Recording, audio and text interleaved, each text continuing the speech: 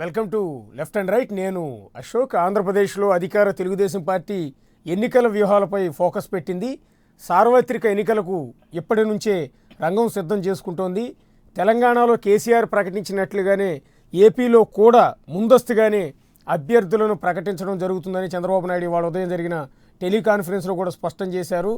ఎక్కడికక్కడ నేతలంతా కూడా కలిసి పనిచేయాలి, ఎవరు కూడా ఇగోలకు పోకుండా పార్టీ విజయాలపైనే దృష్టి పెట్టాలి, మళ్ళీ తెలుగుదేశం పార్టీ అధికారంలోకి వస్తేనే రాష్ట్ర అభివృద్ధి జరుగుతుందన్న విషయాన్ని ప్రజలందరికీ కూడా తెలియజెప్పాలి.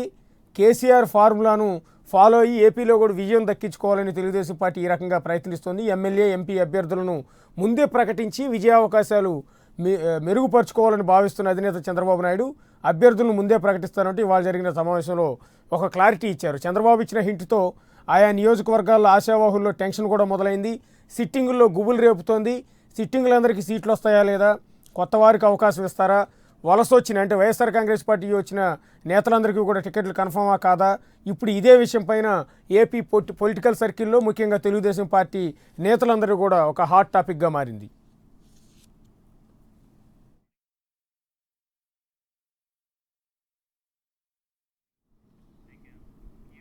ఇప్పుడు ఇదే హాట్ టాపిక్. అటు తెలుగుదేశం పార్టీ నేతల్లో అయితే టెన్షన్ నిజంగా మొదలైందనే చెప్పాల్సి ఉంటుంది. ఆయా కాన్స్టిట్యున్సీల్లో గత ఎన్నికల్లో ఓడిపోయిన వారు ఈసారైనా టికెట్ అదే కాన్స్టిట్యున్సీ నుంచి దక్కుతుందా లేదా అని వాళ్ళ ఆశగా ఎదురు చూస్తున్నారు. అదే క్రమంలో ఆయా కాన్స్టిట్యున్సీల్లో వైఎస్ఆర్ కాంగ్రెస్ పార్టీ నుంచి ఎమ్మెల్యేగా గెలిచి ఆ తర్వాత తెలుగుదేశం పార్టీలోకి వచ్చిన ఎమ్మెల్యేలకు టికెట్లు ఇచ్చే అవకాశాలు ఉన్న నేపథ్యంలో ఇప్పటివరకు టికెట్ కోసం ఎదురు చూసిన నేతలందరికీ కొంత నిరుత్సాహ పరిస్థితి కూడా కనిపిస్తుంది. అదే కోణంలో మిగిలిన ఎమ్మెల్యేలందరిలో కూడా ఒక గుబులు కనిపిస్తోంది.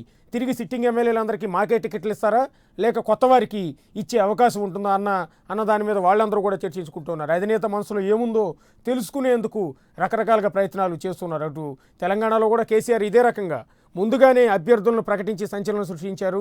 ఇదే నేపథ్యంలో ఏపీలో చంద్రబాబు నాయుడు కూడా అదే చేయబోతున్నారు లేదా అన్నదాని మీదే ఇవాళ ప్రధానంగా డిస్కషన్ మనం కంటిన్యూ చేద్దాం. ఇవాళ డిస్కషన్లో నాగుల్ మీరా గారు, AP police housing corporation chairman, Telugu Desam party senior నేత విజయవాడ స్టూడియో నుంచి అందుబాటులో ఉన్నారు. శ్రీనివాసరాజు గారు, బీజేపీ అధికార ప్రతినిధి, ఆయన కూడా మనకు అందుబాటులో ఉన్నారు.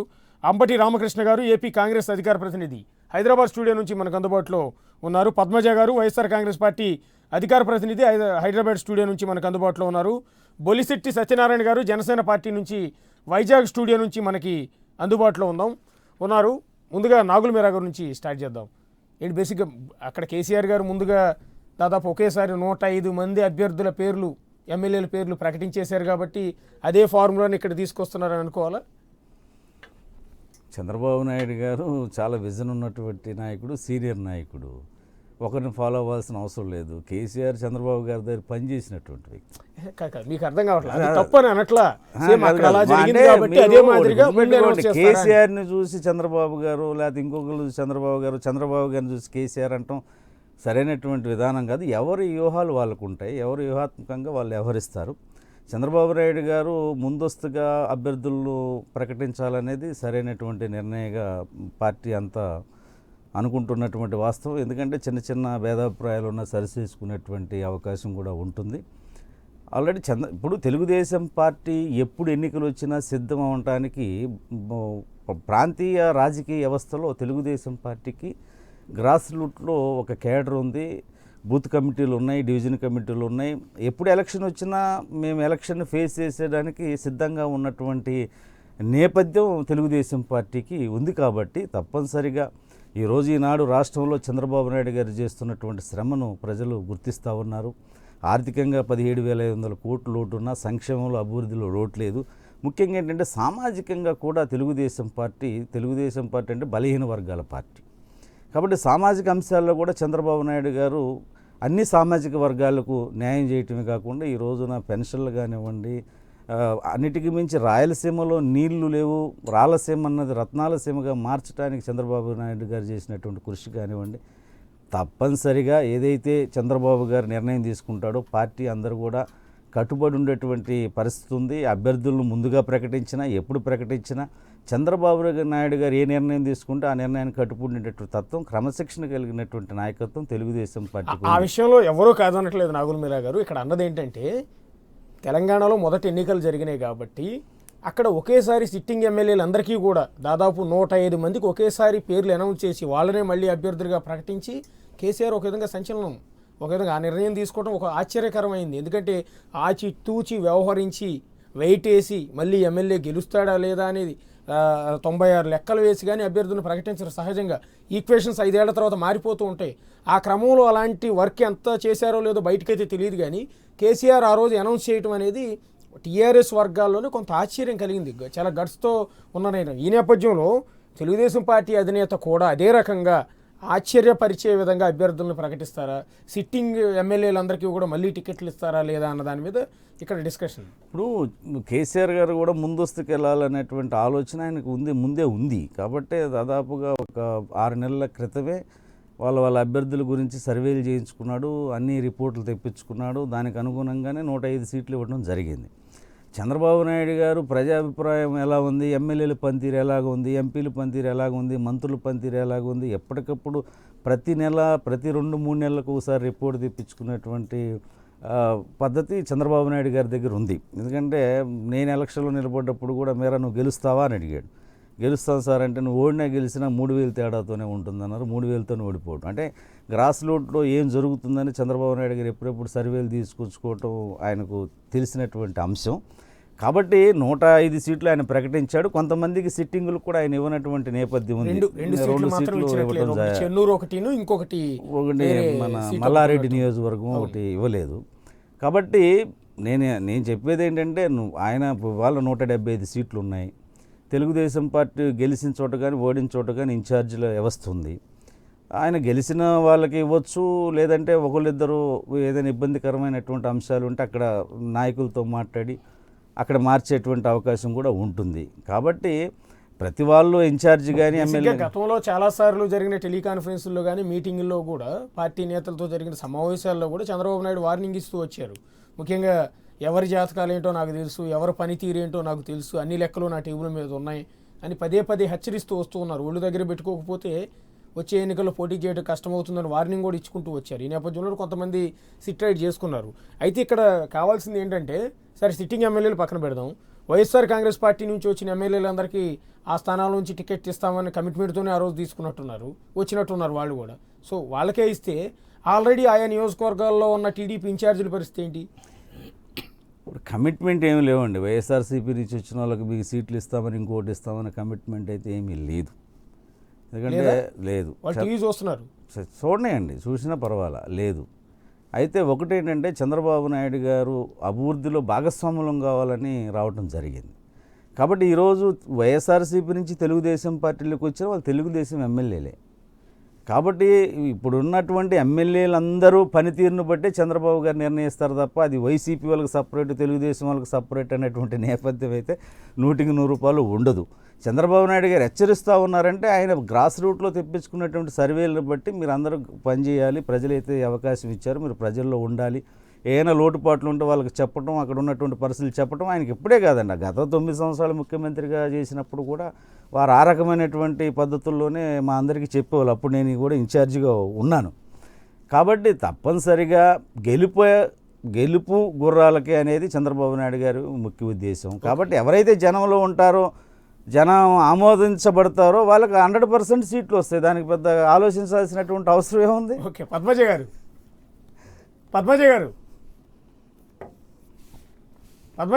నాగుల మీరా గారు చెప్పింది విన్నారా? అశోక్ గారు, వైఎస్ఆర్ కాంగ్రెస్ పార్టీ నుంచి టీడీపీలో చేరిన ఎమ్మెల్యేలకి అదే స్థానాల నుంచి టికెట్లు ఇస్తారా అంటే,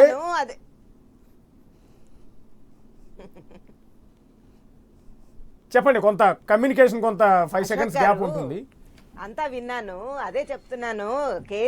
కేసీఆర్ గారికి చంద్రబాబుకి పోలిక లేదు అని చెప్పింది ఖచ్చితంగా వాస్తవం, నేను కూడా ఒప్పుకుంటాను. ఎందుకంటే అక్కడ సింహం సింగిల్గా వచ్చింది. కానీ చంద్రబాబు నాయుడు ఇప్పటి వరకు టీడీపీ పార్టీలో ఆయన హైజాక్ చేసినప్పటి నుంచి, ఎన్టీ రామారావు గారిని వెన్నుపోటేసి పార్టీని హైజాక్ చేసినప్పటి నుంచి పొత్తు లేకుండా పొద్దు గడవనటువంటి పరిస్థితి పాపం చంద్రబాబు నాయుడు గారిది. దానికి ఒక మచ్చుతునకి ఇంకోటి ఏం చెప్పుకోవాలంటే, నిజంగా 9 సంవత్సరాలు ఆయన చాలా అనుభవజ్ఞుడు. గ్రాస్ రూట్ లో సర్వేలు తీసుకొని వచ్చి ఎవరు గెలుపు గుర్రాలో వాళ్ళకే ఓట్లు ఇస్తారు. ఈ రోజు పార్టీకి వెన్నుపోటు పొడిచి వైఎస్ఆర్సీపీ ఎమ్మెల్యేలు మంత్రులుగా కూడా వెలగబెడుతున్నటువంటి టీడీపీ ప్రభుత్వంలో భాగస్వాములైనటువంటి వాళ్ళకు కూడా టికెట్లు గ్యారంటీ లేదు అని మాట్లాడుతున్న నాగూర్బాబు గారు, ఖచ్చితంగా ఇక్కడ తెలుసుకోవాల్సినటువంటి విషయం ఒకటి ఉంది. సర్వేలు ఏ సర్వేలు గ్యారంటీ లేదని లేదండి. తెలంగాణలో ఓడిపోయాడో మీరు కూడా ఒకసారి మీరు చెప్పవచ్చు. గ్యారంటీ లేదు అని అనలేదు. 40 సంవత్సరాల మీరు గ్యారంటీ లేదు అనలేదు. అదే అంటే వైసీపీ నుంచి వచ్చినా కూడా సోదరా, వాళ్ళు నేను టీడీపీ చెప్పేది ఎమ్మెల్యేలే వినండి. అంటున్నారు మీరు ఆయన. చెప్పింది మొత్తం నేను విన్నాను, పద్మజ ప్రజలు కూడా విన్నారు.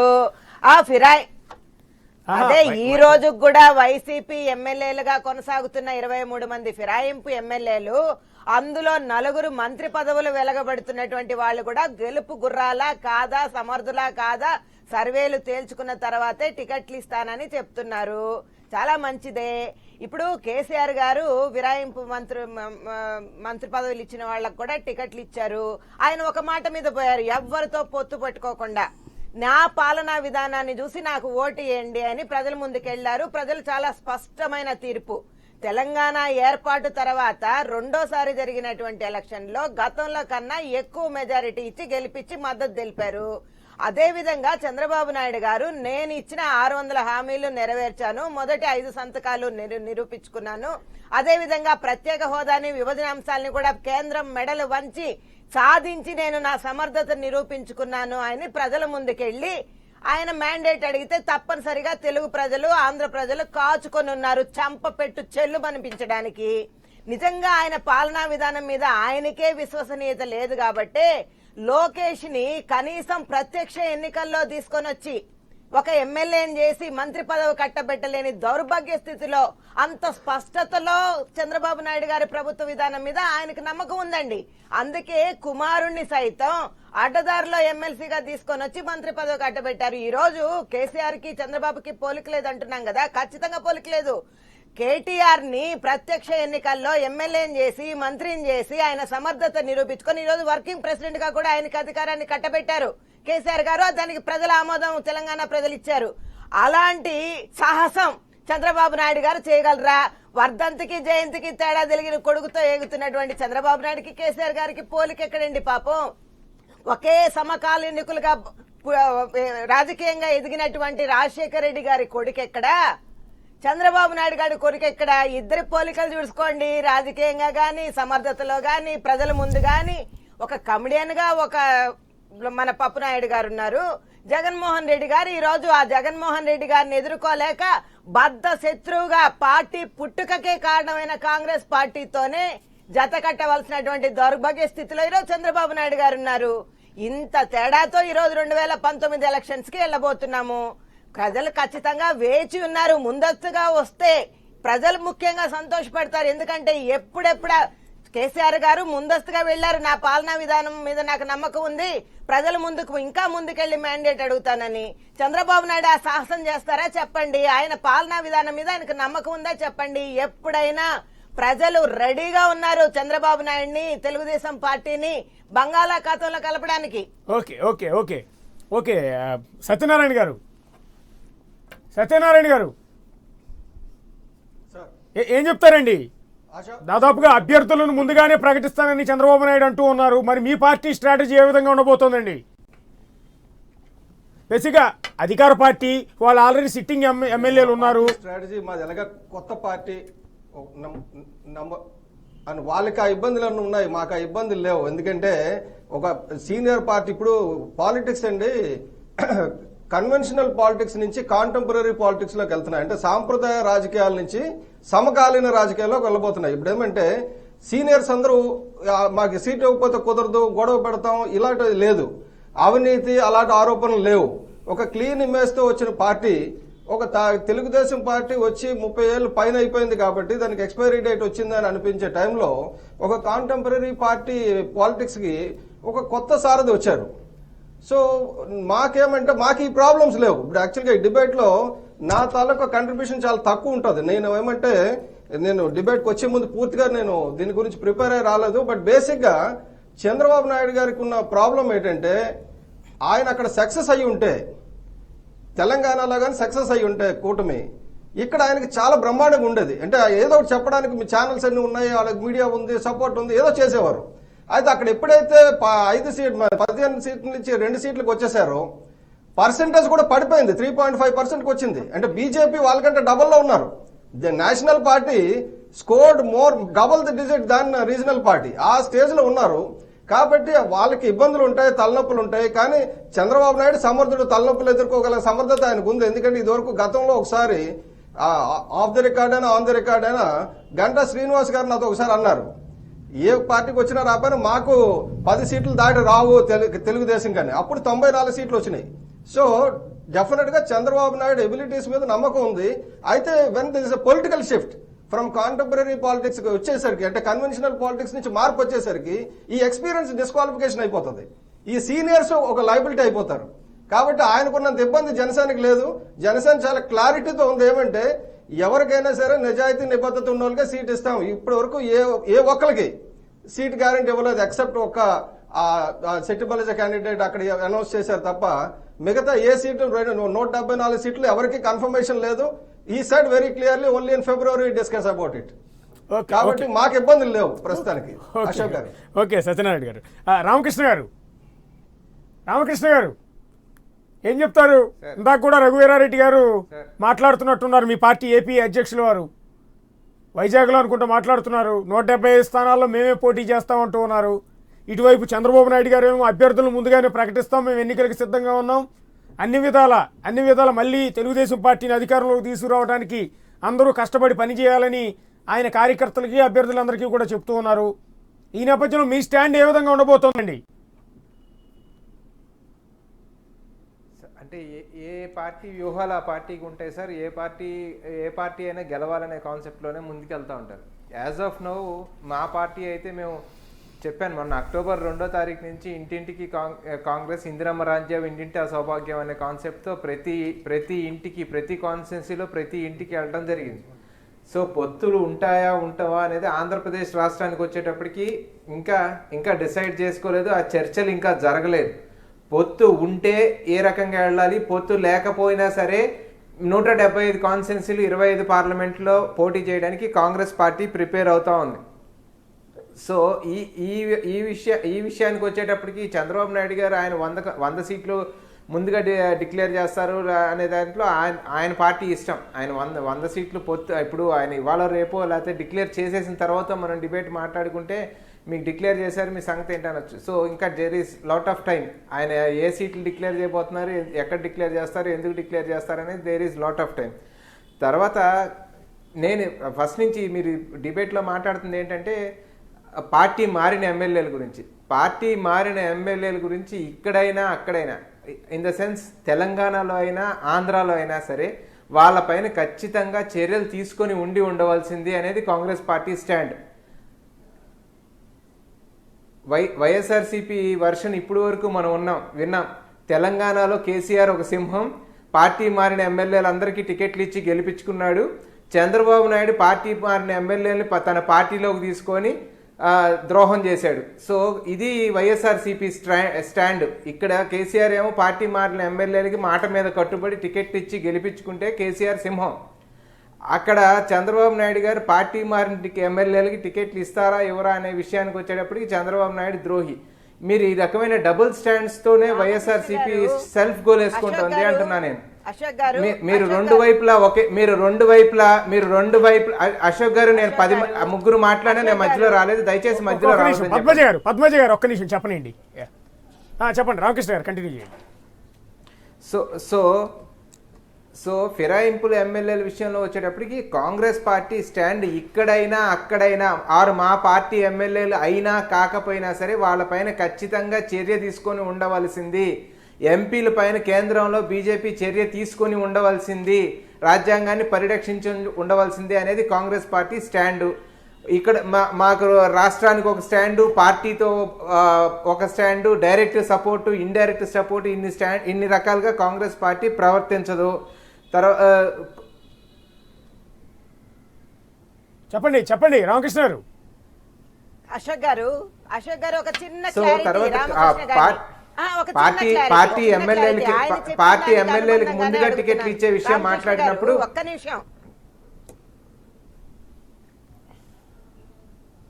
ఓకే చెప్పండి చెప్పండి పద్మజ గారు. రామకృష్ణ గారు మీరు చాలా మంచి విషయం చెప్పారు. నేను స్వాగతిస్తున్నా, మిమ్మల్ని అభినందిస్తున్నా. మీ స్టాండ్ చాలా ఖచ్చితంగా ఉంది. అదే విధంగా ఎప్పుడైతే చంద్రబాబు నాయుడుతో పొత్తు పెట్టుకున్నారో అదే రోజున మీరు 4 సంవత్సరాల ఆయన పాలనా విధానం మీద, అవినీతి మీద ఛార్జ్ షీట్ వేసి ఆయన అవినీతిని ఎండగట్టిన దానికి క్లారిటీ కూడా ప్రజల ముందు చెప్పుండాల్సింది. ఈ అవినీతి అంతా మేము చేసిన ఆరోపణలు తప్పనో, లేదంటే ఆయన అవినీతిని మేము సమర్థిస్తున్నాం, దాంట్లో వాటా కోసమే మేము ఆయనతో మైత్రి బంధాన్ని ఏర్పరచుకుంటున్నామని ఒక క్లారిటీ ఆంధ్ర రాష్ట్ర ప్రజలకు ఇవ్వాల్సింది. రెండోది ఫిరాయింపు ఎమ్మెల్యేల గురించి చర్య తీసుకోవాలి, అది మా స్టాండ్ అని చెప్తున్నారు. కానీ ఇప్పుడు మీరు చంద్రబాబు నాయుడు సిట్ అంటే సిట్ అవుతున్నారు, స్టాండ్ అంటే స్టాండ్ అవుతున్నారు. మరి దాని మీద క్లారిటీ తీసుకొని వాళ్ళ మీద చర్యలు తీసుకున్న తర్వాతే మీరు పొత్తు పెట్టుకుని ఉంటే కాంగ్రెస్ పార్టీ మీద ఏ మాత్రమైనా 1% అయినా ఆంధ్ర రాష్ట్ర ప్రజలకి సానుభూతి కలిగి ఉండేది కదా. ఇప్పుడు మీడియాల ముందుకొచ్చి ప్రవచనాలు పలకడం కాకుండా ఇటువంటి నీతులకి చర్యల రూపంగా మీరు పూనుకున్నట్టయితే ప్రజల్లో ఒక ఆదరణ లభిస్తుంది కదా. మిమ్మల్ని పాతరేశారు ఆంధ్ర రాష్ట్ర ప్రజలు, డిపాజిట్లు కోల్పోయారు. ఆంధ్ర రాష్ట్రాన్ని విడగొట్టి చేసిన పాపాన్ని పరిష్కరించుకోవడానికి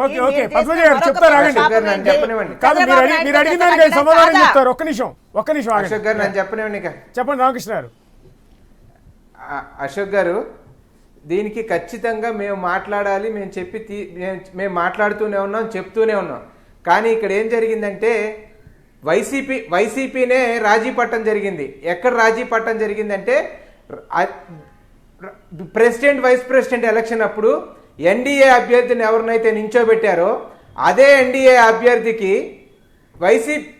టీడీపీ ఆ రోజు ఎన్డీఏలో ఉంది, అదే ఎన్డీఏ అభ్యర్థికి ఎటువంటి కండిషన్స్ ఏమీ అడగకుండా అట్లీస్ట్ ఆ పార్టీ మారిన 3 ఎంపీలన్నా సస్పెండ్ చేయండి అని బీజేపీని కోరకుండా వీళ్ళు వెళ్ళి బీజేపీ గొడుగులో దూరిన తర్వాత మీరు పార్టీ మారిన ఎమ్మెల్యేలు ఉంటే ఏంటి పోతే ఏంటి అనే పందాలో మీరే ఉన్న తర్వాత ఇంకా కాంగ్రెస్ పార్టీ ఎంతవరకు మాట్లాడుతుంది, ఎంతవరకు పోరాడుతుంది? మేము స్టిల్ ఆ రోజు నుంచి ఈ రోజుకి వరకు మాకు స్టాండ్ ఒకటే. వైఎస్ఆర్సీపీ తన స్టాండ్ మార్చుకొని ఇంకా వాటాల గురించి మాట్లాడుతున్నారు.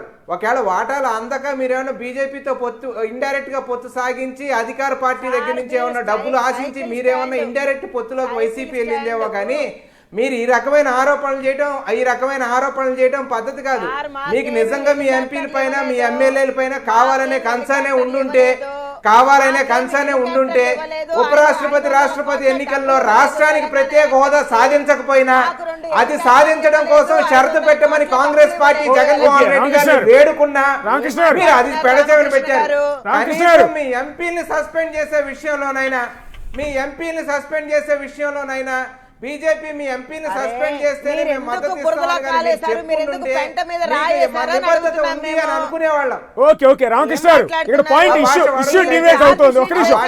దయచేసి అవినీతి మీద ఛార్జ్ షీట్ వేశారు.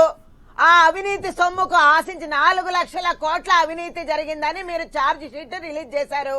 అధికారికంగా కాంగ్రెస్ పార్టీ తరఫున తెలుగుదేశం పార్టీ జరిపినటువంటి అవినీతి అక్రమ దందా 4 లక్షల కోట్ల పైచిలకని ఛార్జ్ షీట్ రిలీజ్ చేశారు.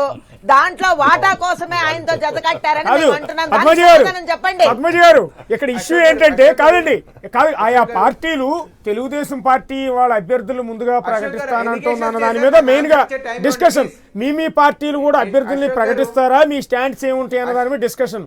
ఇదేమైందంటే అది కాస్త కాంగ్రెస్ వైఎస్ఆర్ కాంగ్రెస్ పార్టీ రెండు ఒకరికొకరు విమర్శించుకునే పరిస్థితికి వెళ్ళి అది కాదు. రామకృష్ణ గారు, ఇక్కడ అడిగే పాయింట్ ఏంటంటే మీరు తెలుగుదేశం పార్టీతో ఏపీలో పొత్తు ఉంటుందా లేదా అనేది ఒకటి, దాని మీద క్లారిటీ లేదని చెప్పారు మీరు. సరే, పొత్తు లేకుండా మీరు పోటీ చేయగలిగిన స్టామినా మీకుందా? ఇందాక మేడం అన్నట్టు, పద్మజ గారు అన్నట్టుగా గత ఎన్నికల్లో మీకు 2-3 చోట్ల కూడా డిపాజిట్లు రాలా. సరే, ఈ 5 ఏళ్లలో మేము కష్టపడ్డాం, పని చేసాం, మా సామర్థ్యాన్ని పెంచుకున్నాం, జనాల్లోకి వెళ్ళాం, ఇంటింటా ఇందిరమ్మ అని పెట్టాం అని మా ఓటు బ్యాంకుని సంపాదించుకున్నాం అనుకున్న క్రమంలో 175 స్థానాల్లో పోటీ చేయటానికి మీకు అభ్యర్థులు ఉన్నారా అని. Sir Congress is a factory. ఆ కాంగ్రెస్ ఫ్యాక్టరీలో కాంగ్రెస్ కి నాయకులను తయారు చేసుకోవడం తెలుసు. సార్, ఆ ఫ్యాక్టరీ కరెంట్ పోయిందని కదా ఇక్కడ అనేది. ఇవాళ బీజేపీ అధ్యక్షుడిగా ఉన్నా లేకపోతే సార్ ఆ ఫ్యాక్టరీయే కాంగ్రెస్ పార్టీ ఫ్యాక్టరీయే, లేకపోతే కానీ వైసీపీ కరెంట్ లేక ఫ్యాక్టరీ అధ్యక్షుడైనా పనిచేయటం చివరికి లేదని కదా. చంద్రబాబు నాయుడు గారు అయినా సరే ఈ ఫ్యాక్టరీలో తయారైన వాళ్ళే. కొత్త నాయకత్వానికి యువ నాయకత్వానికి లోటేమీ లేదు. 175 కాన్స్టిట్యున్సీల్లో మాకు ఎమ్మెల్యే క్యాండిడేట్లు ఉన్నారు, 25 కాన్స్టిట్యున్సీలకి ఎంపీ క్యాండిడేట్లు ఉన్నారు. దాని గురించి ఆలోచించాల్సిన పనే లేదు. తర్వాత ప్రజలు ఖచ్చితంగా ఇవాళ కాంగ్రెస్ పార్టీ వైపు చూస్తున్నారు అని చెప్పడానికి ముఖ్య కారణం నేను ఎందుకు కాన్ఫిడెన్స్తో చెప్తున్నానంటే, రాహుల్ గాంధీ గారు ఒక మాట ఇచ్చిన తర్వాత ఆ మాట కట్టుబడి ఉంటున్నారు. ఉదాహరణకి రైతుల రుణమాఫీ 3 రాష్ట్రాల్లో చేస్తామని చెప్పాం, వచ్చిన వెంటనే రైతుల రుణమాఫీ చేయించారు, రుణమాఫీ చేయించారు. ఇవాళ ఆంధ్ర రాష్ట్రానికి ప్రత్యేక హోదా ఇస్తాను, దాన్ని అమలు చేస్తానని చెప్తుంది రాహుల్ గాంధీ గారు ఒక్కడే. ఆంధ్ర రాష్ట్ర ప్రతి పౌరుడు ప్రతి ఒక్కళ్ళు ప్రత్యేక హోదా కావాలనే కోరుకుంటున్నారు. సో కావాలని కోరుకుంటున్న ఆంధ్ర రాష్ట్ర పౌరుడు ప్రతి ఒక్కళ్ళు and at the same time పార్టీగా మేము మా నిబద్ధత ఈ రెండు కూడా ఇప్పుడు గత 2014 ఎన్నికల్లో దయచేసి పోల్చమాకండి. That is a different scenario. అది ఒక సెంటిమెంట్ అరైజ్ అయింది, ఆ సెంటిమెంట్తో మేము నష్టపోయాం అని మేమే చెప్తున్నాం. బట్ ఈ రోజు ప్రతి పార్టీ పాయింట్ అది కాదు. రామకృష్ణ గారు 2014 ఎన్నికలు పక్కన పెడదాం. కాదు 2014 ఎన్నికలు పక్కన పెడదాం సార్, ప్లీజ్ ఒక్క నిమిషం ప్లీజ్. ఇప్పుడు ఈ రాష్ట్రంలో ఉన్న 3 ప్రాంతీయ పార్టీలు ఆ విభజన చట్టంలో ఉన్న హామీలు ఏవైతే ఉన్నాయో అవన్నీ కావాలి అని కోరుతోంది. చట్టం పర్ఫెక్ట్గా ఉంది, యూపీఏ చేసి ఇచ్చింది అని చెప్తోంది. సో అవన్నీ కావాలి అని కోరుకుంటున్నప్పుడు ఆ చట్టం చేసిన కాంగ్రెస్ పార్టీ ప్రజలు కూడా గమనించారు రేపు కేంద్రంలో కాంగ్రెస్ పార్టీ రాబోతుందని. ఎందుకంటే హార్డ్ కోర్ హిందీ బెల్ట్ లో 3 రాష్ట్రాల్లో కాంగ్రెస్ గెలిచింది. సో కాంగ్రెస్ పార్టీ హవా మొదలైన తర్వాత కేంద్రంలో కాంగ్రెస్ పార్టీ వచ్చే అవకాశం ఉన్న తర్వాత కాంగ్రెస్ పార్టీ వచ్చే అవకాశం ఉన్న తర్వాత ఆంధ్ర రాష్ట్ర ప్రజలు కూడా ఆలోచిస్తారు. మన ప్రత్యేక హోదా, మన విశాఖపట్నం రైల్వే జోన్, మన కడప ఉక్కు ఫ్యాక్టరీ, మన దుగ్గిరాజపట్నం పోర్టు ఇవన్నీ కాంగ్రెస్ నెరవేరుస్తుందని ప్రజలు కూడా ఆలోచిస్తారు. మాకు we are very confident. Okay Ramakrishna garu ఒక్క నిమిషం లైన్లో ఉన్నాడు. శ్రీనివాసరాజు గారు, అన్ని పార్టీల వాదన విన్నారు మీరు. జాతీయ పార్టీ మీ స్టాండ్ ఏ విధంగా ఉండబోతుంది ఏపీలో? ఎందుకంటే తెలుగుదేశం పార్టీ అన్ని విధాలా సిద్ధమై ఉంది. సో గతంలో అదే తెలుగుదేశం పార్టీతో మీరు పొత్తులో వెళ్ళారు. సో దాదాపు 14 సీట్లలో పోటీ చేశారు, 10 సీట్లలో ఓడిపోయారు, 4 సీట్లను గెలిచారు. సో తెలుగుదేశం పార్టీతో పొత్తులో ఉన్నప్పుడే 10 సీట్లలో ఓడిపోయారు, 4 సీట్లు మాత్రమే గెలిచారు, 2 ఎంపీలు గెలిచారు. మరి ఈసారి మీరు సింగిల్గానే పోటీ చేసే అవకాశం దాదాపుగా కనిపిస్తున్న నేపథ్యంలో అభ్యర్థుల పరిస్థితి ఏంటి అని? అంటే తెలుగుదేశం పార్టీ అభ్యర్థులు ముందు ప్రకటిస్తున్న టాపిక్ కాబట్టి అంటే నేను చెప్పేది ఏంటంటే, చంద్రబాబు నాయుడు గారికి చాలా సీనియరు, చాలా సమర్థవంతులు, ఏది సొంత నిర్ణయం తీసుకుంటున్నట్టుగా నాకైతే కనిపించట్లా. గత 2-3 సంవత్సరాల నుంచి కూడా చూస్తుంటే పవన్ కళ్యాణ్ గారు మీరు ఎన్డీఏలోంచి బయటికి రండి అంటే ఈయన బయటకు వచ్చారు. జగన్మోహన్ రెడ్డి గారు మీరు అవిశ్వాస తీర్మానం పెట్టండి అని ఉంటే ఈయన అవిశ్వాసం తీర్మానం పెట్టారు. ఇప్పుడు కేసీ గారు నేను ముందస్తు ఎన్నికలకి ముందుగా ప్రకటించాను అని అంటే ఇదేదో బాగుందని చెప్పి ఈయన కూడా ప్రకటిస్తున్నారు. ఓకే, నేను మా మిత్రులు అన్నట్టు ఎవరి వ్యూహం వాళ్ళకు ఉంటుంది. కొన్ని ఏదో ముందస్తు అభ్యర్థులను ప్రకటిస్తారు. ఆయన ముందస్తు ఎన్నికలకు వచ్చాడు, ముందస్తు అభ్యర్థులు ముందే ఒకేసారి అనౌన్స్ చేశారు. ఓకే, ఎవరి పార్టీ వాళ్ళ వ్యూహాలు వాళ్ళకుంటాయి. నేను అన్నట్లా రాజకీయంలో హత్యలే ఉండవు, అన్ని ఆత్మహత్యలే. ఎవరి నిర్ణయాలు తీసుకునేది వాళ్ళకే ఉంటుంది. ఇక్కడ నేను అనుకోవటం అంటే తెలంగాణ ఎన్నికలు చూసుకొని కనుక మనం పెట్టుకుంటే మేమైతే ముందస్తు ప్రకటించమనే కోరుకుంటున్నాం, ముందస్తు చేయమనే కోరుకుంటున్నాం. మా కోరిక అయితే ఇక తెలుగుదేశం పార్టీ ఓడిపోవాలనే కోరిక, రాష్ట్ర ప్రజలు కూడా అదే కోరుకుంటున్నారు. ఒక పాయింట్. 2, మీరు తెలంగాణకి ఆంధ్రాకి ముందస్తు ఎన్నికలు తెలుగుదేశం పార్టీ కనుక ప్రకటిస్తే ఎలా ఉంటుందని పాయింట్లో వచ్చినప్పుడు కేసీఆర్ గారు ముందుగా ప్రకటించడం వలన అక్కడ అధికారంలోకి వచ్చారు అని చెప్పి నేనైతే అనుకోవట్లా. కొంచెం అనాలిసిస్ ఉన్న తెలిసిన వాళ్ళు ఎవరైనా అదే అనుకుంటారు. ఆయన 3 వ్యూహాల్లో వెళ్ళారు. ఒకటి, ఫస్ట్ పాయింట్లో చంద్రబాబు నాయుడు గారిని లేకపోతే ఆంధ్ర నాయకత్వం వచ్చి వస్తుందని చెప్పి ఆయన అగ్రెసివ్గా వెళ్ళారు. దాని తర్వాత కాంగ్రెస్ పార్టీని విమర్శించారు. చివరి స్టేజ్కి వచ్చేసరికి చంద్రబాబు గారి బూచి చూపించి ఆయన తెలంగాణ ప్రజల సెంటిమెంటు చేసుకున్నారు. అది ఆయన క్యాష్ అయింది. అంటే అభ్యర్థుల మీద ఉన్న వ్యతిరేకత ఎలక్షన్ దగ్గరికి వచ్చేసరికి దాని తీవ్రత తగ్గి ఈ సెంటిమెంట్ ఎక్కువయ్యి, కానీ కొన్ని సామాజిక వర్గ ఆంధ్ర సెటిలర్స్ కూడా అక్కడ గుంపగత్తుగా టీఆర్ఎస్కి ఓటేశారు. ఎందుకంటే ఎంతో ఊపున్న 2014లో ఆయనకు వచ్చింది 62 సీట్లు. ఇప్పుడేం వాతావరణం లేదు. ఆయన పరిపాలన చూశారు, పెద్ద ఏమీ లేదు. కాబట్టి ఇంత వాతావరణంలో కూడా 88 సీట్లు ఇచ్చారంటే ఇక్కడ వీళ్ళ యొక్క అలయన్స్ వలన కానీ లేదా చంద్రబాబు గారి యొక్క ఇది కానీ ఏదైనా నేనంటే చంద్రబాబు గారిని వ్యక్తిగతంగా మేము విమర్శించట్లేదు, అక్కడ ఆయన సక్సెస్ అయ్యారు. ఇక్కడ సక్సెస్ అవ్వడానికి లేదా ఇంకోళ్ళని ఎవరిని రెచ్చగొట్టడానికి ఇక్కడ మన ప్రభుత్వానికి ఏముంది, ఈయన చేసిన పనులు చూపించుకుంటూ ప్రజల ముందుకు వెళ్ళాలి, ఒక పాయింట్. రెండోది కాంగ్రెస్ పార్టీతో అలయన్స్ ఉంటుందా లేదా అని ఇంతవరకు తేలా. మరి ఆయన యూపీలో ఉంటారా, బయటకు వస్తారా అనేది, మళ్ళీ యూటర్న్ తీసుకుంటారా అనేది తేలాల. తెలంగాణలో నామినేషన్ రోజు వరకు కూడా వాళ్ళ అలయన్స్ సీట్లు అడ్జస్ట్మెంట్ కుదరలే. కాంగ్రెస్ పార్టీకి ఇప్పుడు అలాగే ఉంటుంది, వాళ్ళ యొక్క వ్యవస్థ కానీ దేశం. మరి ఈయన ముందు ప్రకటిస్తే 170 సీట్లు అనౌన్స్ చేస్తారా, లేదా కాంగ్రెస్ పార్టీ కొన్ని సీట్లు వదులుతారా? లేదు, మీరు ఇందాక అన్నట్టుగా వైఎస్ఆర్ పార్టీ నుంచి వచ్చినప్పుడు ఈయన ఇవాళ ఇచ్చినంత స్టేట్మెంట్ ఇచ్చినంత ఈజీగా రేపు అనౌన్స్ చేసే ముందు ఆయన బంధకాలు ప్రతిబంధకాలు చాలా ఆయనకు హడ్డిల్స్ ఉన్నాయి. నేనైతే అంత ఈజీ కాదు ఆయన ముందుగా అనౌన్స్ చేసి వెళ్ళటానికి. రెండు, ఒకసారి అనౌన్స్ చేశారు, నెగిటివ్ పాయింట్లు కూడా చాలా వచ్చాయి. మరి అక్కడున్న వాళ్ళని ముందుగా అనౌన్స్ చేస్తారు అంటే కేసీఆర్ గారు డిజాల్వ్ అయిన తర్వాత అనౌన్స్ చేశారు, ఈయన నేను ముందు అనౌన్స్ చేస్తా అంటున్నారు. అంటే అది ముందంటే ఇప్పుడు సిట్టింగ్ ఎమ్మెల్యేలు ఉండగానే వాళ్ళకి ఇవ్వకుండా ఇంకోళ్ళకి అనౌన్స్ చేస్తారా? అప్పుడు వ్యవస్థ ఎట్లా ఉంటుంది? కాబట్టి ఎన్ని రకాల యొక్క ఈక్వేషన్స్లో కూడా ఆయన చెప్పినంత ఈజీగా నేను ఉంటుంది అనుకోవట్లే. అంటే మీరు చెప్పిన పాయింట్కే వద్దాం. సరే, పవన్ కళ్యాణ్ చెప్పారు కదా అని అవిశ్వాసం పెట్టారు, ఎన్డీఏ నుంచి బయటకు వచ్చారంటున్నారు. జగన్ అవిశ్వాసం పెట్టమన్నారు కదా అని ఆయన మాట విని అవిశ్వాసం పెట్టారంటున్నారు. సరే, ఇప్పుడు కేసీఆర్ ముందస్తుకు వెళ్ళాడు కాబట్టి ముందుగా అభ్యర్థులు ప్రకటించారు కాబట్టి దాన్ని కాపీ పేస్ట్ చేసి ఇక్కడ అభ్యర్థులు ప్రకటించారు అనుకుందాం. మీరన్నది చాలా కీలకమైన పాయింట్. ఇక్కడ సిట్టింగ్ ఎమ్మెల్యేలు ఉండగా ఆ ప్లేస్లో ఆ ఎమ్మెల్యేని మార్చాలి అని అనుకుంటే ఈయనకున్న సర్వే రిపోర్ట్ల ఆధారంగా కొత్త వ్యక్తిని పశ్చిమ నియోజకవర్గంలో జలీల్ ఖాన్ గారిని కాదని నాగుల మీరా గారి పేరు అయితే అనౌన్స్ చేయలేరు కదా సిట్టింగ్ ఎమ్మెల్యేని కాదని. సో అలాంటి ఇబ్బందులు ఉండే క్రమంలో సిట్టింగ్ ఎమ్మెల్యేలందరికీ కూడా యాజ్ ఇట్ ఈజ్గా టికెట్లు ఇచ్చారు అనుకుందాం.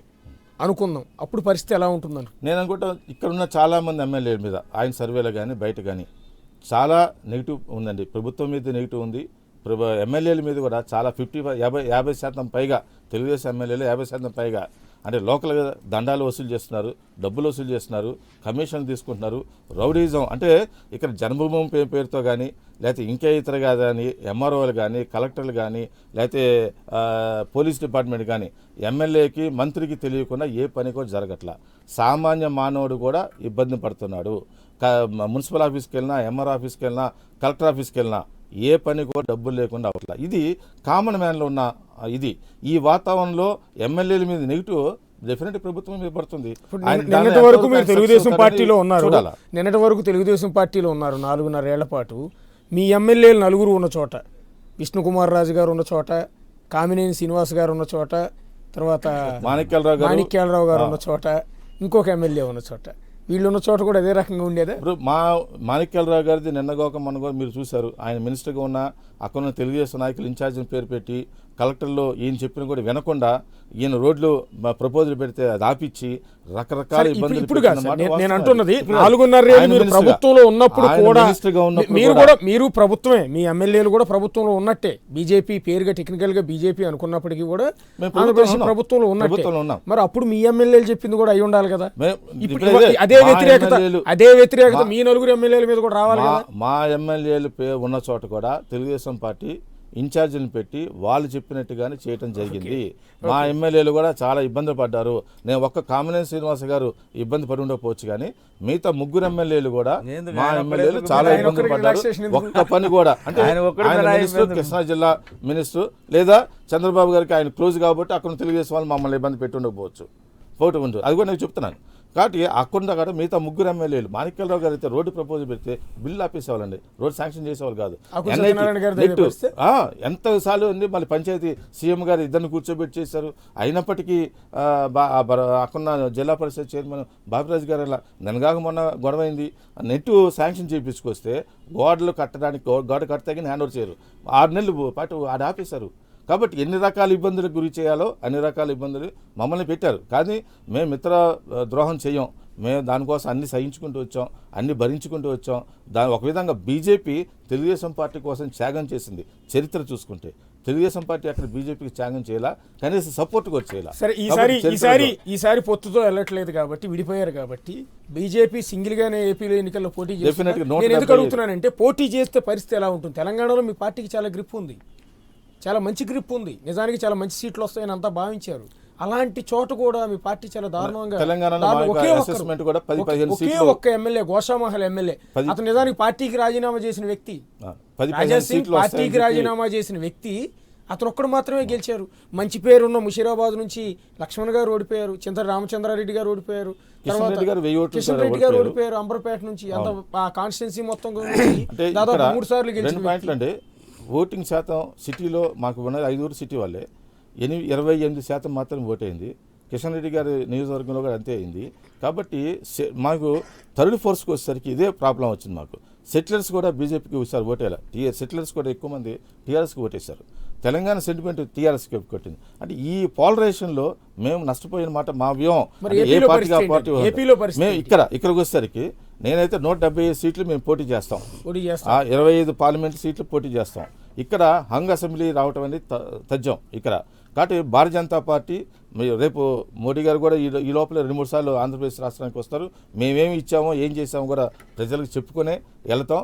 భారతీయ జనతా పార్టీ కూడా ఆంధ్రప్రదేశ్లో కీలక పాత్ర అయితే మేము పోటీ చేస్తాం. మా సపోర్ట్ లేకుండా, లేదా మేము కానీ గవర్నమెంట్లో లేకుండా ఏ పార్టీ కూడా అక్కడ అధికారంలోకి వచ్చే అవకాశం లేదు. ఓకే, ఒక చిన్న బ్రేక్ తీసుకుందాం. బ్రేక్ తర్వాత డిస్కషన్ కంటిన్యూ చేద్దాం. ముందుగా అభ్యర్థులను తెలుగుదేశం పార్టీ ప్రకటిస్తే, ఇందాక శ్రీనివాసరాజు గారు లేవనెత్తిన పాయింట్ ప్రకారం ఒకవేళ సిట్టింగ్ ఎమ్మెల్యేలందరికీ కూడా టికెట్లు యాస్టీజ్గా అనౌన్స్ చేస్తే ఏ సమస్య పెద్దగా ఉండకపోవచ్చు. కానీ కొన్ని చోట్ల సిట్టింగ్ ఎమ్మెల్యే ఉన్న చోట ఒకవేళ చంద్రబాబు గారు ఎప్పటికప్పుడు రిపోర్ట్స్ తెప్పించుకుంటారు కాబట్టి ఆ రిపోర్ట్లో ఒక పర్టికులర్ ఎమ్మెల్యే మీద వ్యతిరేకత ఉన్నట్టుగా ఆయన నివేదికలు వచ్చిన నేపథ్యంలో ఆ ఎమ్మెల్యే పేరు అనౌన్స్ చేయకుండా అక్కడ టికెట్ ఆశిస్తున్న మరొక వ్యక్తి పేరును అనౌన్స్ చేస్తే సిట్టింగ్ ఎమ్మెల్యే ఇబ్బంది పడే అవకాశం ఉంటుంది. కాబట్టి అలాంటి సాహసం చేస్తారా లేదా, ఈ అభ్యర్థుల పేర్లను ఏ విధంగా ప్రకటిస్తారా అన్నది కొంత ఇంట్రెస్టింగ్గా మారింది. దాని మీదే డిస్కషన్ అనేది కంటిన్యూ చేద్దాం.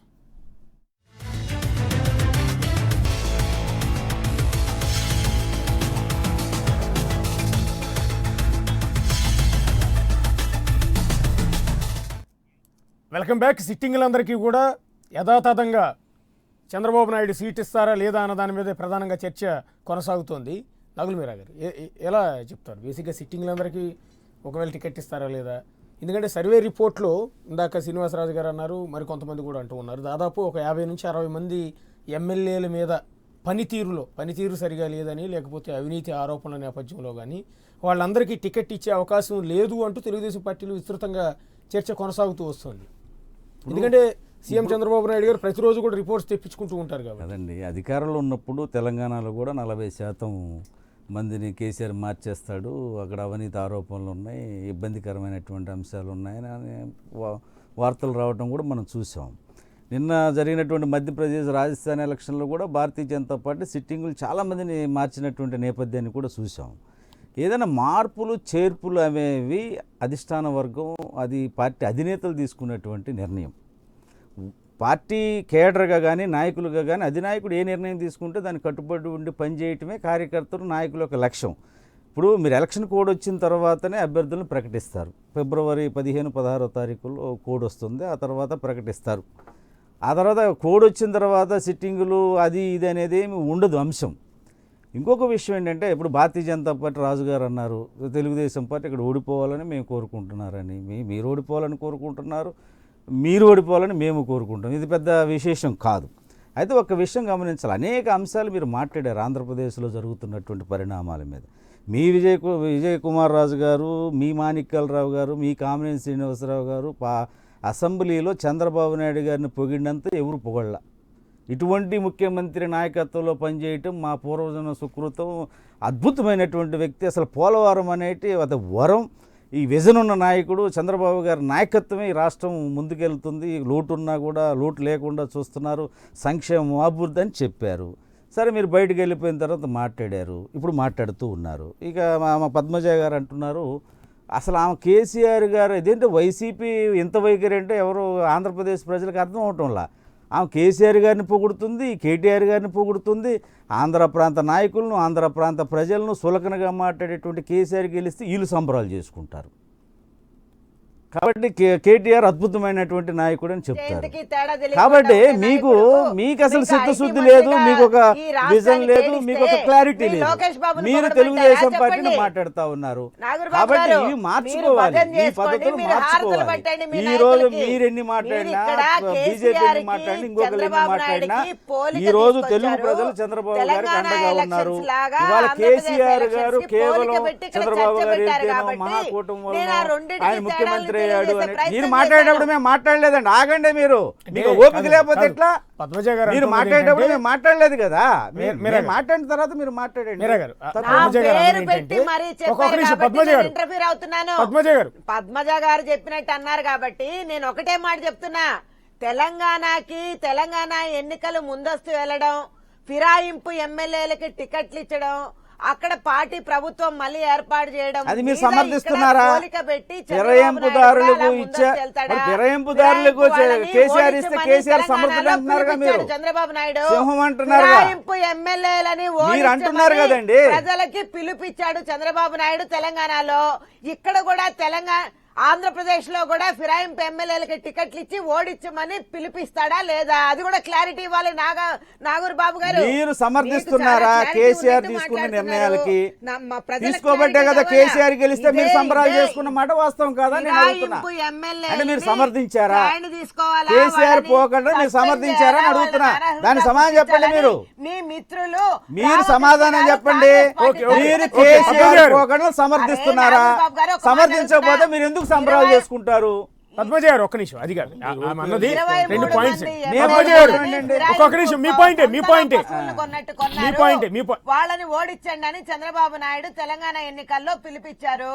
ఇక్కడ సంతల పశువుల్లాగా వైసీపీ ఎమ్మెల్యేలని, ఒక 4 మంత్రుల్ని రాజ్యాంగ వ్యతిరేకంగా, ప్రజాస్వామ్య వ్యతిరేకంగా తీసుకున్న మంత్రులకి సీట్లు ఇచ్చి ప్రజల్ని ఓడించమని పిలిపిస్తారా ఇవ్వరా? అది కూడా క్లారిటీ ఇవ్వండి నాగూర్ బాబు గారు. అక్కడ స్పష్టంగా ఉంది. ఒకటి, తెలంగాణలో పిలుపునిచ్చారు కాబట్టి ఫిరాయింపు ఎమ్మెల్యేలు ఏదైతే టీఆర్ఎస్లోకి తెలుగుదేశం పార్టీ నుంచి కొంతమంది ఎమ్మెల్యేలు వెళ్ళారు, అలాగే కాంగ్రెస్ పార్టీ నుంచి కొంతమంది వెళ్ళారు. సో వాళ్ళందరినీ ఓడించమని అక్కడ చంద్రబాబు నాయుడు స్టేట్మెంట్ ఇచ్చిన సందర్భంలో మరి ఏపీలో కూడా వైఎస్ఆర్ కాంగ్రెస్ పార్టీ నుంచి ఇంతమంది అదే తీసుకున్నారు. అంటుంది. ఇప్పుడు కేసీఆర్ గారు ఫిరాయింపుదారులు అందరికి సీట్లు ఇచ్చాడు. అక్కడ తెలుగుదేశం పార్టీ పిలిపించింది, అక్కడ ప్రజలు గెలిపించారు. రేపు మేము సీట్లు ఇస్తే మన జగన్మోహన్ రెడ్డి గారు కూడా పిలిపిస్తారు, వాళ్ళని ప్రజలు గెలిపిస్తారు. అది పక్కన పెట్టండి. నేననేది కేసీఆర్ పోకడిని మీరు సమర్థించకపోతే, అంటే ఫిరాయింపుదారులకి సీట్లు ఇచ్చాడు, గెలిపించాడు, కానీ కేసీఆర్ని మీరు పొగుడుతున్నారు, కేటీఆర్ని పొగుడుతున్నారు. కేసీఆర్ సింహంలాగా వచ్చాడన్నారు. మీరు కేసీఆర్ గెలిస్తే సంబరాలు చేసుకున్నప్పుడు కేసీఆర్ నిర్ణయాలను కూడా మీరు సమర్థించారా లేదా అని నేను అడుగుతున్నా. ఇక్కడ మేము తీసుకున్న నిర్ణయాలను మీరు ఎందుకు వ్యతిరేకిస్తారు? కాబట్టి మీరు కేసీఆర్ని సమర్థించినప్పుడు మీకు నైతిక హక్కు కోల్పోయారు. కాబట్టి మీరు ఎంతవరకు మహాకూటమి అక్కడ ఓడిపోతే మీకు సంబరాలు ఏంటంటే, మహాకూటమిలో తెలుగుదేశం పార్టీ పోటీ చేసి 13 సీట్లు. కేసీఆర్ సింహంలా సింగిల్ గా ఎన్నికలకు వెళ్ళారు, మీరు పొత్తులు లేకుండా సింగిల్ గా వెళ్తారా సింహంలా అని అడుగుతున్నారు. అది కూడా చెప్పాలి కదా. మేము సింగిల్ వెళ్ళినా గెలుస్తాం, కలిపి వెళ్ళినా గెలుస్తాం. మీరు మా సింగిల్ వెళ్ళాలా, కలిపి వెళ్ళాలా, మీ డైరెక్షన్ మాకు అక్కర్లేదు. ఒకటి, మీరు కాంగ్రెస్ గురించి మాట్లాడుతున్నారు. రాజశేఖర రెడ్డి గారు కాంగ్రెస్ ముఖ్యమంత్రి, రాజశేఖర రెడ్డి కొడుకు జగన్మోహన్ రెడ్డి, ఆ తల్లి కాంగ్రెస్ పిల్ల కాంగ్రెస్ అన్నం పెట్టింది ఇది వైఎస్ఆర్ రాజశేఖర కుటుంబానికి. మీరు వాళ్ళ కాంగ్రెస్ విమర్శిస్తున్నారు. మీరేం మాట్లాడుతున్నారు? మీరు కాంగ్రెస్ గురించి మీరు ఎలా మాట్లాడతారు? మీది వైఎస్ఆర్ కాంగ్రెసే కదా మీది. కాబట్టి మీరు అలా మాట్లాడొద్దు. కాబట్టి ఒకటి, చంద్రబాబు నాయుడు గారు అక్కడ ఏదో మహాకూటమి, చంద్రబాబు నాయుడు గారు అయితే కేసీఆర్, అక్కడ ఉన్నటువంటి పరిస్థితులు ఆ రోజు ఏమంటున్నారు, ఇప్పుడు అనలైజ్ చేసే మామూలుగా రాజకీయాల్లో మీరు ఆగండి. ఇప్పుడు ఏమంటున్నారు కేసీఆర్ గారు, ఒక్కొక్క నిమిషం పద్మజ గారు, కూడా విలువలతో కూడిన పార్టీ కాబట్టి, రాజ్యాంగబద్ధంగా నడుస్తున్న పార్టీ కాబట్టి మేము ఈ పార్టీలో చేరాం, గర్వంగా తలెత్తుకొని గొంతు చించుకొని మాట్లాడగలుగుతున్నాం. ఏ పార్టీ? వైఎస్ఆర్ కాంగ్రెస్ పార్టీ. ఏంటంటే అది సరే మీరు చెప్పాలనుకుంటే చెప్పండి. కాదండి, ఇవాళ వైఎస్ఆర్ కాంగ్రెస్ మాట్లాడే పరిస్థితి లేదు, అది పక్కన పెట్టండి. ఇప్పుడు కేసీఆర్ గారు కేవలం ఏంటంటే గెలిస్తేనేమో 100 ప్లస్లు చెప్తారు, ఓడిపోతే 100 మైనస్లు చెప్తారు. ఇది రాజకీయ వ్యవస్థలో సర్వసాధారణమైనటువంటి అంశం. ఇక్కడ ఏదో చంద్రబాబు నాయుడు గారు అక్కడికి వెళ్తే సెంటిమెంట్ రగిల్చి ఏదో టీఆర్ఎస్ వచ్చింది అని అనేటువంటి కొంతమంది వాదన ఉంది. కొంతమంది ఏంటంటే పొలిటికల్ అనేక మంది సీనియర్స్ కానీ లేకపోతే అనలైజర్స్ కానీ చెప్పేటువంటి అంశం కేసీఆర్ గారు అక్కడ సంక్షేమ కార్యక్రమాలు అద్భుతంగా చేశారు, అభివృద్ధి కార్యక్రమాలు అద్భుతంగా చేశారు, ప్రజలకు దేన్ని చూడలేదు, అక్కడ అభివృద్ధిని సంక్షేమాన్ని చూశారు కాబట్టి కేసీఆర్కి పట్టం కట్టారనేది వాదన కూడా ప్రముఖంగా మెజారిటీ వినిపించేటువంటి నేపథ్యాన్ని మనం చూస్తున్నాం. కాబట్టి ఈ దేశంలో ఎక్కడ ఎన్నికలు జరిగినా అక్కడ ఉన్నటువంటి చౌహాన్ గారు 2 సార్లు ముఖ్యమంత్రి అయ్యాడు, 3వ సారి ఓడిపోయాడు, 3 సార్లు అయిపోయాడు, 4వసారి ఓడిపోయాడు. కాబట్టి అలా మాధవరావు ఆమె కూడా 2 సార్లు ముఖ్యమంత్రి చేసింది, 3వసారి ఓడిపోయింది. కాబట్టి ఇక్కడ ఏంటంటే ప్రధానమైనటువంటి అంశం ఆంధ్రప్రదేశ్ రాజకీయాలు వేరు, తెలంగాణ రాజకీయాలు వేరు, మధ్యప్రదేశ్ రాజకీయాలు వేరు. ఎక్కడ ఉన్నటువంటి రాజకీయ పరిస్థితులు అక్కడ ఉంటాయి. తెలంగాణలో మహాకూటమి ఓడిపోతే ఇక్కడ మాకు జరిగేటువంటి నష్టం లేదు, గెలిస్తే మాకు పెరిగేటువంటి లాభము లేదు. ఎందుకంటే 17 ఏళ్ళు ముఖ్యమంత్రిగా, 17 ఏళ్ళు ఉమ్మడి రాష్ట్రంగా తెలుగుదేశం పార్టీ ప్రముఖమైనటువంటి పాత్ర పోషించింది. ముఖ్యమంత్రిగా చంద్రబాబు నాయుడు గారు 9 ఏళ్ళు తెలంగాణ ఆంధ్రప్రదేశ్కు ముఖ్యమంత్రిగా ఉన్నాడు. కాబట్టి మాకు తెలంగాణలో ఓటు అడిగేటువంటి రైట్ ఉంది, మేము నించున్నటువంటి రైట్ ఉంది. అక్కడ ప్రజలు ఆదరిస్తారా ఆదరించరా అది పక్కన పెట్టండి. ఈ పరిస్థితుల్లో ఇక్కడ ఇవాళ చంద్రబాబు నాయుడు గారు లోటు బడ్జెట్ ఉన్నప్పటికీ కూడా ఈరోజు అమరావతి శరవేగంతో ముందుకెళ్తున్నటువంటి నేపథ్యం కానీ, నీళ్ళు ఇవ్వటం కానీ, సంక్షేమ కార్యక్రమాలు కానీ, అభివృద్ధి కార్యక్రమాలు కానీ ఇవాళ ప్రజలు ఒక్కటేనండి. ఇవాళ రాజకీయ నాయకులు ఈ దుమ్ము ఎత్తిపోసేటువంటి వాళ్ళు, విమర్శించే వాళ్ళని కూడా చూడటం లేదు. ఈ అభివృద్ధి కొనసాగాలంటే చంద్రబాబు గారి నాయకత్వం అవసరం అనేది పిల్లన్నట్టుగానే చెప్తారు. కాబట్టి చంద్రబాబు నాయుడు గారు మేము విజయం గురించి పెద్దగా ఆలోచించాల్సిన అవసరం లేదు. ప్రజల మనసులో మా విజయం. ఓకే పద్మజ గారు, సో ఓకే తెలుగుదేశం పార్టీ వాళ్ళ స్టాండ్ వాళ్ళు ప్రకటిస్తున్నారు, వాళ్ళు చెప్తున్నారు. వైఎస్ఆర్ కాంగ్రెస్ పార్టీది ఏ విధంగా ఉండబోతోందండి? బేసిక్గా ఇప్పుడు ఉన్న సిట్టింగ్ ఎమ్మెల్యేలందరికీ కూడా మీరు కూడా అదే విధంగా టికెట్లు ఇస్తారా యాస్టీజ్గా?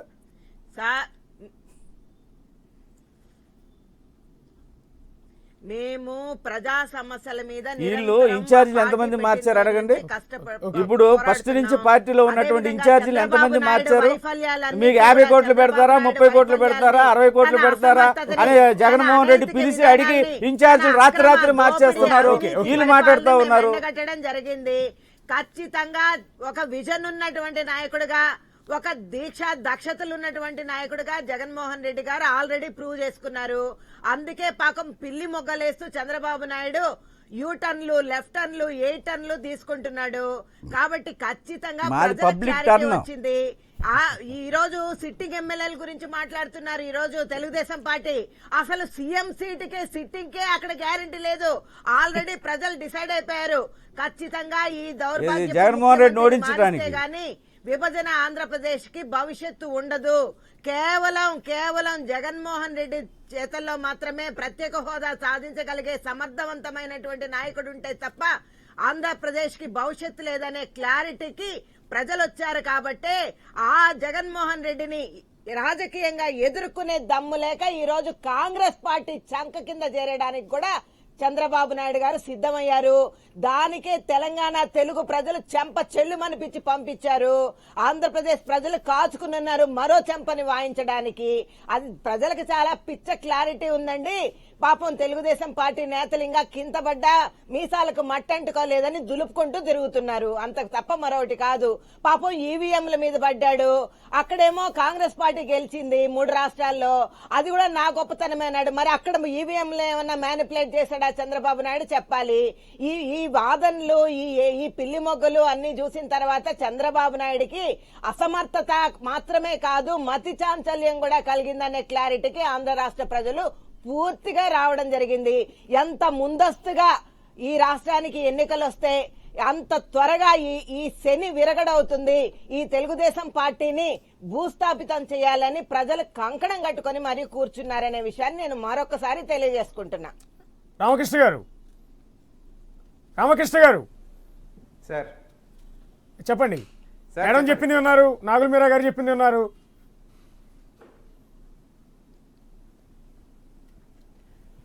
నేను అదే సార్ ఫస్టే చెప్పాను, ఏ పార్టీకి ఆ పార్టీ వాళ్ళ వ్యూహాలు వాళ్ళకు ఉంటాయి. ఏ పార్టీ ఎమ్మెల్యే వాళ్ళ సర్వేలు వాళ్ళకు ఉంటాయి. ఎవరు ఏ క్యాండిడేట్కి టికెట్ ఇస్తే గెలుస్తారు, ఏ క్యాండిడేట్కి టికెట్ ఇస్తే ఓడిపోతారనే సర్వేల ప్రకారమే టికెట్లు ఇచ్చుకుంటారు. ఇందులో ఏ పార్టీ కూడా దాంట్లో ఇది కాదు.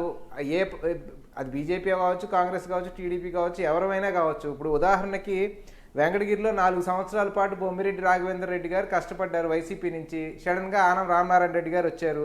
విజయవాడలో రాధా గారు కష్టపడ్డారు సెంట్రల్లో, సడన్గా విష్ణు గారు వచ్చారు. వెస్ట్లో వెల్లంపల్లి శ్రీనివాస్ గారు కష్టపడుతున్నారు. కొత్తగా కోరాడు విజయ్ కుమార్ పేరు వినపడుతుంది. ఇలాగే గోదావరి జిల్లాల్లో మార్చారు. అవి ఏంటంటే ఆయా పార్టీల వ్యూహాలు. ఈ క్యాండిడేట్ అయితే ఈ క్యాండిడేట్ కన్నా బెటర్ అవుతాడేమో అనే దాంట్లో ఏ పార్టీ అయినా కూడా వ్యూహాన్ని పెట్టుకొని మార్చుకుంటుంది తప్ప దాన్ని తప్పు పట్టాల్సిన అవసరం లేదనేది నా ఉద్దేశం. అది కాంగ్రెస్ పార్టీగా మేమైనా సరే మా సర్వేలు మేము చేసుకుంటాం. ఎక్కడ ఏ క్యాండిడేట్కి బెటర్ ఛాన్స్ ఉందనేది చూసుకొని కంటెస్ట్ చేయడం జరుగుతుంది. గెలుపు ఓటములు అనేది తర్వాత నెక్స్ట్ వన్స్ బరిలో దిగిన తర్వాత చాలా ఇష్యూస్ ప్రభావితం చేస్తాయి. ఆ ఇష్యూస్ పట్ల గెలుపు ఓటములు డిసైడ్ అవుతాయి. సో దీని గురించి మనం అంతగా ఇప్పుడే వర్రీ అవ్వాల్సిన అవసరం లేదేమో అనేది నా ఇది సార్. ఓకే, ఫైనల్గా సత్యనారాయణ గారు సరే మీ పార్టీ పాత్ర ఉన్నాము. ఈ తెలుగుదేశం ఈ కాంగ్రెస్ పార్టీ మేధో మదనం చేసి వ్యూహాలు చేసుకొని తీసుకున్న నిర్ణయాలు ఖచ్చితంగా తెలంగాణ మేము కూడా ముందుకు సాగుతున్నాం. ఓకే, ఒక్క నిమిషం సత్యనారాయణ గారు, సరే మీ పార్టీ పాత్ర చాలా తక్కువ అంటున్నారు, కానీ బేసిక్ గా మీరు మీ పార్టీ తరఫున మీ పార్టీ మీకు కూడా పెద్దగా టైం లేదు నిజానికి, నిజం చెప్పాలంటే. అసెంబ్లీలో మాట్లాడరు, ఇక్కడ మాత్రం మైక్ లాక్కుంటారు. ఓకే, కాదు మీ పార్టీ తరఫున బేసిక్ గా మీకు కూడా ఎక్కువ టైం లేదు. తెలుగుదేశం అవునండి, మీకు కూడా ఎక్కువ టైం లేదు. కాకపోతే మీ పార్టీకి ఇంకా ఇన్ఛార్జీలు కూడా చాలా చోట్ల ప్రకటించే సందర్భం కూడా లేదు. అవునండి, మధ్యలో కొంత కష్టం కాదా మీకు? అక్కర్లేదండి, ఎందుకంటే ఇప్పుడు కాదండి, ఎందుకంటే నేను చెప్పాను కదా, కాంటెంపరీకి ట్రెడిషనల్ పాలిటిక్స్ కి చాలా తేడా ఉంది. ఇక్కడ ఏమవుతుందంటే పీపుల్ నుంచి వస్తుంది ఈ పార్టీ. అది జనసేన అని ఎలాగైతే చెప్పారో ప్రజల నుంచి వస్తున్న పార్టీ, ఇది ప్రజల నుంచి బిల్డ్ చేస్తున్న పార్టీ. కాబట్టి మాకు ఆ క్యాండిడేట్స్ ఇబ్బంది లేదండి, జనాలను తరలించుకోవడానికి డబ్బులు ఇవ్వాల్సిన ఇబ్బంది లేదండి, మందులు ఇవ్వాల్సిన పని లేదండి, బిర్యానీ ప్యాకెట్ పని లేదండి. జనం పవన్ కళ్యాణ్ గారు వెంటే వస్తున్నారు అనుకోవద్దు. ఇప్పుడు ఎవరు ఎక్కడ వెళ్ళినా కూడా, ఏ గ్రామం వెళ్ళినా కూడా ఈ తెలుగుదేశం జన్మభూమి కమిటీల బాధలు మేము పడలేకపోతున్నాం, ఈ బెల్ట్ షాపుల బాధలు మేము పడలేకపోతున్నాం. ఇవన్నీ చాలా ఇబ్బందులు ఉన్నాయి. ఇప్పుడు ఎవరు మన చింతమనేని ప్రభాకర్ గారు కానీ, రాకపోతే ఇటువంటి పెద్ద మనుషులందరూ తెలుగుదేశంలో కూర్చొని ఉన్నప్పుడు మాకు కొద్దిగా అది ఇబ్బంది అనిపించడం లేదు. ఎందుకంటే ప్రజలు మార్పు కోరుకుంటున్నారు అనేది అర్థమైపోయింది.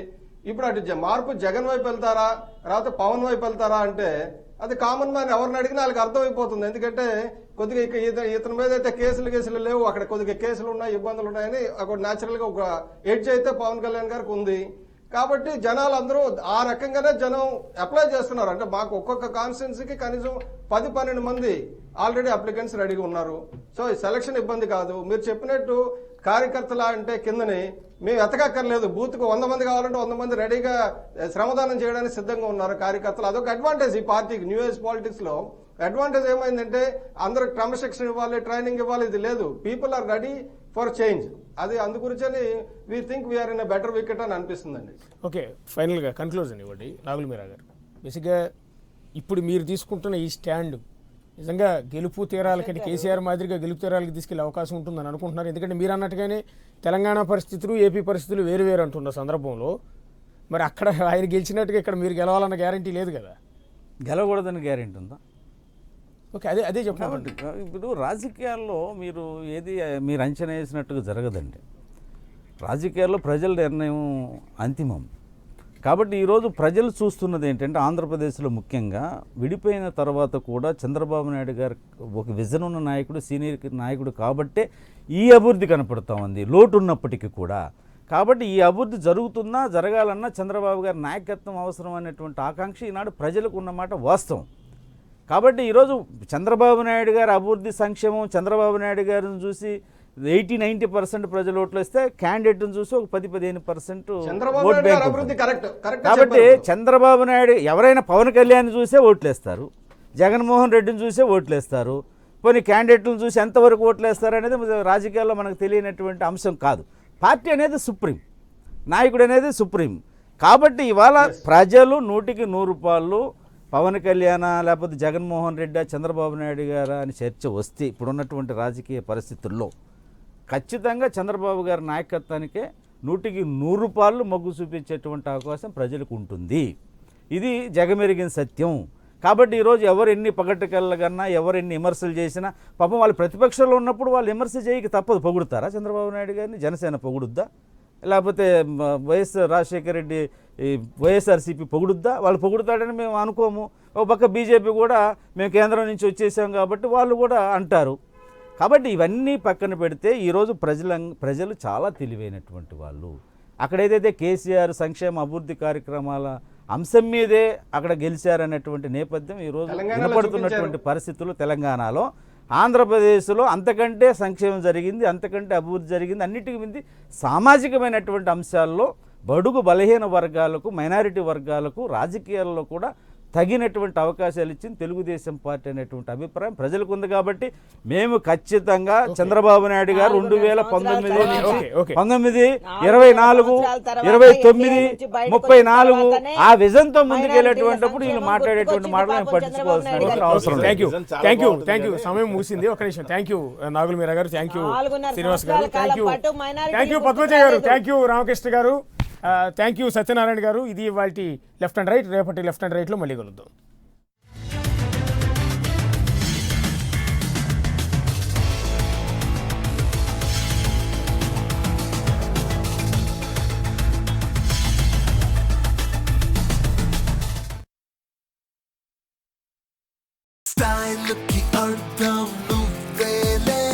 గౌరవనీయ వ్యక్తులకు రామ్రాజ్ పంచులు మరియు షర్ట్లు. సల్యూట్ రామ్రాజ్. వాతావరణం బాగున్నట్టుంది. ఇవాళ మూడుంది బిర్యానీ తినాలని. మరైతే ఇంట్లోనే తయారు చేసుకుంటే? ఎవరు చేస్తారండి బిర్యానీ? కేవలం ఎవరెస్ట్ షాహీ బిర్యానీ రెసిపీలో ఉన్న